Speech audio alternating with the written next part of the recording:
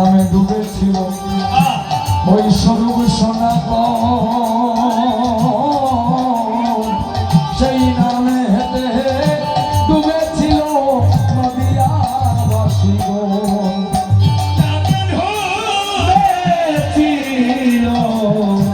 স্বরূপ সনাতন, সেই নামেতে ডুবেছিল নদিয়াবাসী